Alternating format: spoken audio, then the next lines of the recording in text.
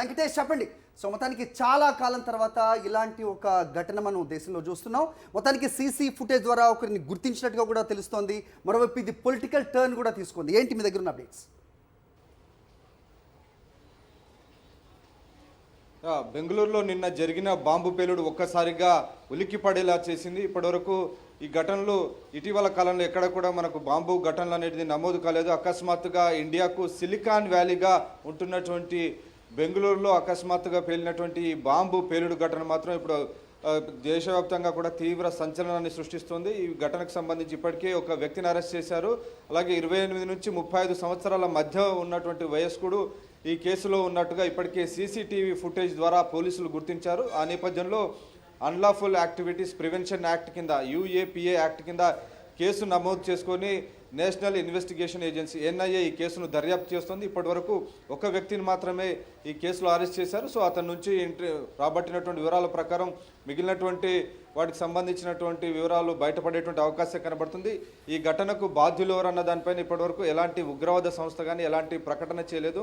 నిజానికి గతంలో మనం చూసాం కర్ణాటకలో బత్కల్ అనేటువంటి ఏరియాలో బత్కల్ బ్రదర్స్ పేరుతో చాలా అక్కడ అన్లాఫుల్ యాక్టివిటీస్ జరిగినటువంటి పరిస్థితి మనం చూసాం. సో పాకిస్తాన్ ప్రేరేపిత ఉగ్రవాద సంస్థలు కర్ణాటకలో బత్కల్ ఏరియాను ఒక హబ్గా మార్చుకొని అక్కడ పెద్ద ఎత్తున ఇటువంటి యాక్టివిటీస్ ఉగ్రవాద కార్యకలాపాలు చేసినటువంటి చరిత్ర అక్కడ కర్ణాటకలో ఉంది. సో ఆ సంస్థకు దీనితో ఏమైనా లింక్స్ ఉన్నాయనేటువంటి కోణంలో ప్రధానంగా ఎన్ఐఏ పోలీసులు దీనిపైన దర్యాప్తు కొనసాగిస్తున్నారు.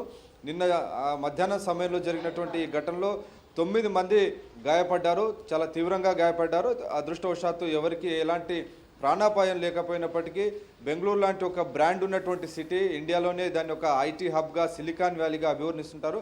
అలాంటి ప్రశాంత నగరంలో రామేశ్వరం కేఫ్లో ఇలాంటి ఘటన జరగడం మాత్రం ఒకసారిగా పోలీసు వైఫల్యాన్ని, పోలీసు భద్రతా వైఫల్యాన్ని ప్రశ్నార్థకం చేస్తున్నటువంటి ఈ నేపథ్యంలో ఈ అంశం పైన బీజేపీ కాంగ్రెస్ ప్రభుత్వం పైన విమర్శలు ఎక్కువ పెట్టింది. బ్రాండ్ బెంగళూరు అనే బ్రాండును నాశనం చేస్తున్నారు, కాంగ్రెస్ పార్టీ ఉదాసీన వైఖరి వల్లనే ఇలాంటి పరిస్థితి తలెత్తింది. కనీసం నిఘా వర్గాలు కూడా ఇప్పటివరకు ఈ ఘటనకు సంబంధించి ఎవరిని కూడా పసిగట్టలేకపోయినటువంటి పరిస్థితి మనం చూసాం. సో ఈ పరిస్థితుల మధ్యలోనే డెఫినెట్గా ఈ ఘటనకు సంబంధించి ప్రత్యేకమైనటువంటి నేషనల్ ఇన్వెస్టిగేషన్ ఏజెన్సీ టీంను ఏర్పాటు చేసి రంగంలోకి దింపి దర్యాప్తు చేస్తున్నారు. సో ఒకవైపు ఇటు కాంగ్రెస్ పార్టీ ముఖ్యమంత్రి సిద్ధరామయ్య, బీజేపీ చీఫ్ విజయేంద్ర మధ్య మాటల యుద్ధం కొనసాగుతుంది. బ్రాండ్ బెంగళూరును కాంగ్రెస్ పార్టీ ప్రభుత్వం కాపాడుకోలేకపోయిందనేటువంటి ఒక విమర్శలు కొనసాగుతున్నాయి రాజకీయ పార్టీల మధ్య. ఇంకోవైపు దర్యాప్తు మాత్రం కొనసాగుతోంది. దర్యాప్తుకు సంబంధించి ఇప్పటివరకు ఒక వ్యక్తిని అరెస్ట్ చేశారు. ఆ సీసీటీవీ ఫుటేజ్ ఉన్న వ్యక్తి పూర్తిగా మాస్క్ ధరించున్నారు, కళ్ళద్దాలు పెట్టుకున్నారు, క్యాప్ పెట్టుకున్నారు. సో ఆ వ్యక్తి ఎవరు, దీనికి సంబంధించి ఆ ఏరియాలో అతను నడిచినటువంటి ప్రాంతంలో ఉన్నటువంటి అన్ని సీసీటీవీ ఫుటేజ్ అంతా పోలీసులు పరిశీలిస్తున్నారు. సో అతి త్వరలోనే కేసును ఛేదిస్తామని పోలీసులు చెప్తున్నారు. అయితే ఎలక్షన్స్ కరెక్ట్గా నెల రోజులు కూడా లేని ఈ సమయంలో ఇలాంటి ఘటనని ఏ విధంగా చూడాలి? ఖచ్చితంగా ఈ పొలిటికల్ టర్న్ తీసుకున్న పరిస్థితి అయితే ప్రస్తుతం మనం చూస్తున్నాం. ఎవరి హస్తం దీంట్లో వెనకుండొచ్చు అనే అనుమానాలు కూడా ఉంటాయి. ఇంటెలిజెన్స్ ఏం చెప్తోంది? ఏమైనా అప్డేట్స్ ఉన్నాయి మీకు? కెన్ యూ హియర్ మీ వెంకటేష్? ఖచ్చితంగా ఇది ఒక ఇంటెలిజెన్స్ వైఫల్యంగానే భావిస్తున్నారు. ఎందుకంటే బెంగళూరు లాంటి సిటీలో అడుగడుగునా సీసీటీవీలు ఉంటాయి, కానీ ఇప్పటివరకు ఘటన జరిగి ఇన్ని గంటలు గడిచినప్పటికీ ఆ వ్యక్తిని పట్టుకోలేకపోయారు.